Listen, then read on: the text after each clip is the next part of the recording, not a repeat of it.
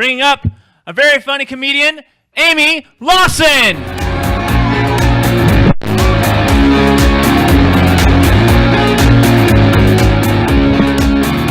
Thank you, guys. I'm really happy to be here, but I will level with you guys. I'm a single mom of 2 boys, 12 and 15 years old, so I'm pretty happy to be anywhere that's not that crunchy sock fiesta that's going on at home at all times. So I read about an app for single moms. It's kind of like Tinder for single moms, to help single moms find other single moms to get together and talk, presumably at a Starbucks, about things that are going on in their lives and whatever. I feel like that's a swipe left for me altogether. I have enough single moms in my life that I try to avoid on a daily basis. Moms can kind of be uptight and not all that fun to hang out with a lot of times. Like I have a friend who's got a 6-month-old baby, and I told her, oh, she is so cute. And my friend said, she is smart and clever and bright. We don't focus on looks. Like, bitch, she is 6 months old. And I'm being clever. I'm being generous with the word cute here, honestly.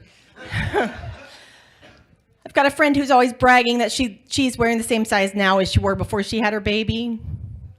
Big fucking deal, me too. It's the best thing about having always been fat. Like, the weight just kind of redistributes everywhere. I was a size 20 going into the hospital, size 20 coming out. Twice. Or there's the mom that is convinced that her kids are doing everything earlier and better than your kids. They're like, my 6-month-old just gave a speech at the UN. My 9-month-old just swam the English Channel. Really, both of my boys are so advanced, they're being tried as adults. So besides the 2 boy children that I have, I also have a boy dog, which I think is important to specify that he's a boy because they all share a lot of the same qualities. None of them listen to me very often. They all eat constantly. And my dog likes to roll around the smelliest shit that he can find in the yard. My boys are always spraying themselves with that Axe body spray. So a lot of my time is spent walking around trying to figure out if what I'm smelling is like Dead Squirrel or Dark Desires body spray. It's hard to figure out a lot. I have some feelings of resentment towards my dog, actually. My dog can sleep like 12 to 14 hours a day and nobody bats an eye. I do it and all of a sudden I'm clinically depressed. My dog eats a special cookie to brush his teeth. I'm still fucking around with toothbrush and toothpaste like some kind of goddamn caveman. Why aren't we figuring this out? It should be like cure for cancer, special toothbrush, special cookie. You guys know what I mean. You know, when a puppy falls asleep in his food bowl, it's just like an internet sensation. It's just adorable. I do it like 2 times tops, and all of a sudden I'm not allowed back in the Olive Garden.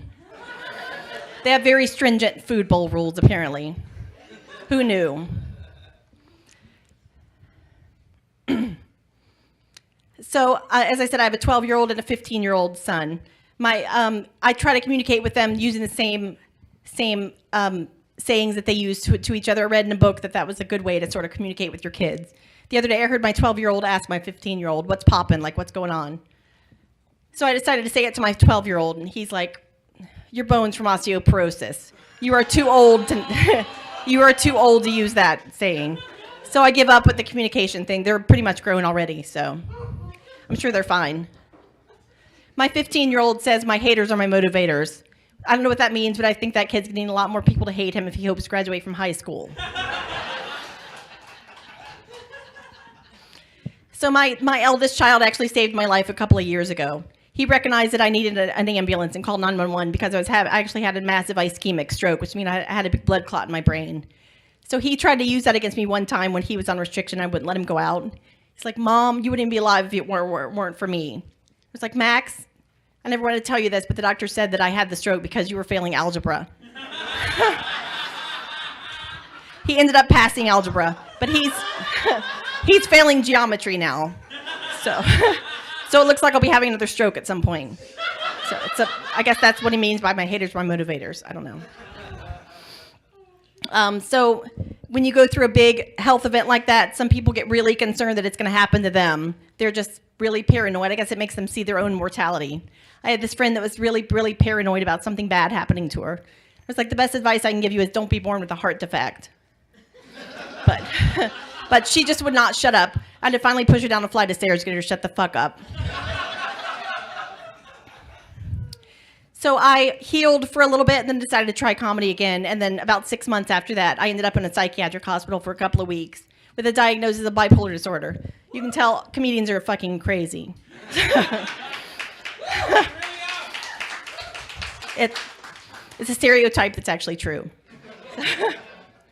So sometimes people are like, why do you talk about being in a psychiatric hospital? For one thing, it's not scary. I feel like we should talk about it all more and take away the stigma surrounding all these issues.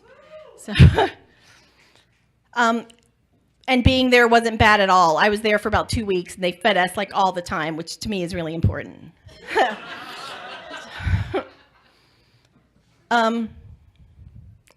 So most people are diagnosed with bipolar disorder in their 20s. I got my diagnosis in my 40s, which means I've had a lot of time for unmedicated havoc in my life and other people's lives. Like anytime I'm on a porn site like YouPorn or Pornhub, like one of the free ones, I'm not some kind of a monster, I don't pay for porn. Anytime I'm on a site like that, I do a search for BBW with glasses gives great blowjob.